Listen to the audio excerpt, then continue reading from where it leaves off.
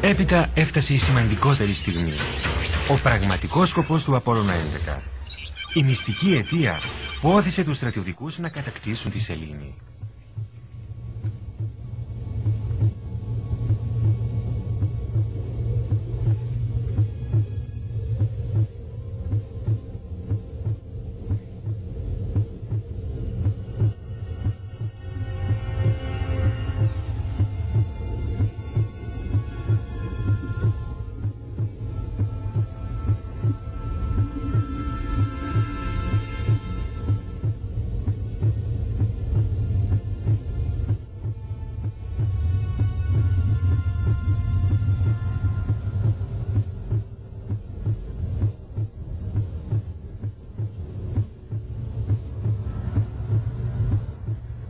Αυτή ήταν η αλήθεια, η μυστική και μοναδική αλήθεια.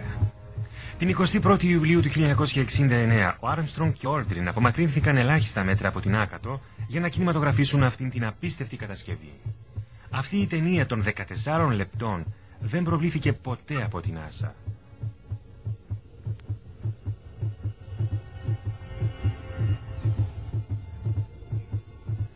Ο ερυθρός κότσιφας ήταν ένας από τους ελάχιστους Αμερικανούς που είχαν πρόσβαση σε αυτήν. Ελάχιστα μέτρα μακριά από τον αετό. Δεν ήταν τυχαία. Τα πάντα ήταν προγραμματισμένα σχολαστικά.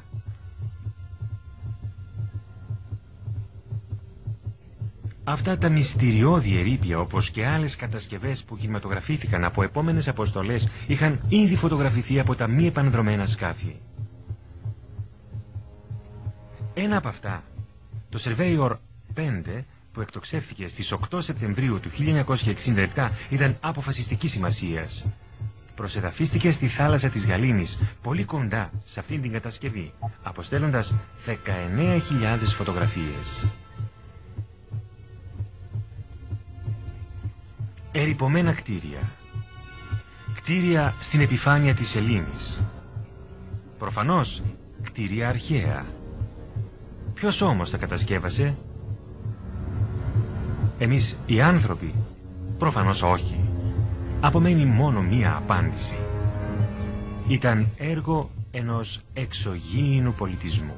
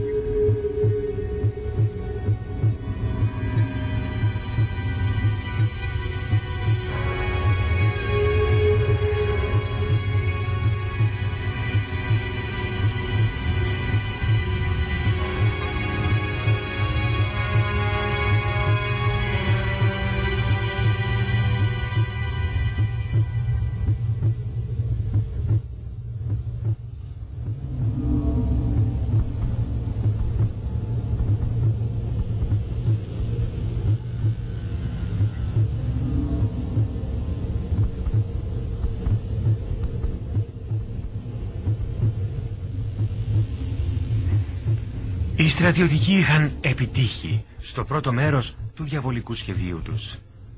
Τώρα απέμενε το δεύτερο μέρος.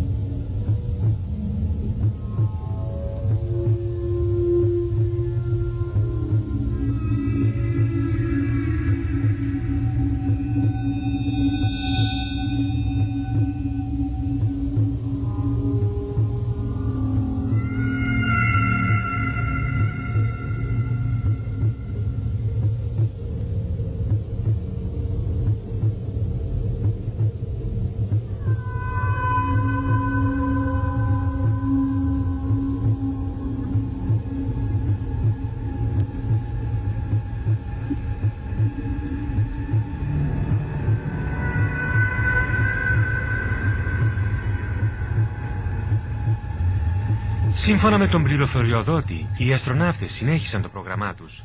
Πήραν δείγματα από τους τοίχους, μέτρησαν διαστάσεις και αποχώρησαν.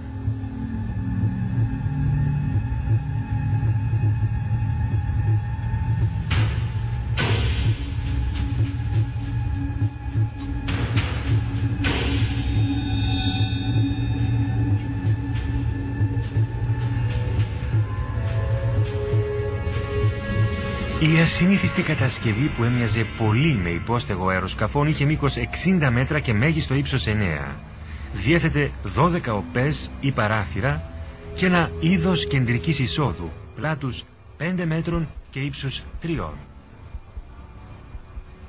Σύμφωνα με τις αναλύσεις που έγιναν στη Γη, κατασκευάστηκε από υλικό παρόμοιο με εκείνο της επιφάνειας της Σελήνης.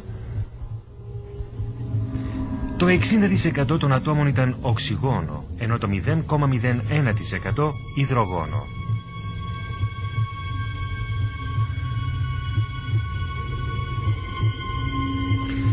Παρατηρήθηκε ότι η τύχη ήταν εξαιρετικά διαβρωμένη. Το γεγονός αυτό, δεδομένου ότι στη Σελήνη δεν υφίσταται ατμόσφαιρα, οδήγησε τους στρατιωτικούς στο συμπέρασμα ότι το κτίριο θα μπορούσε να έχει ηλικία αρκετών χιλιάδων ετών.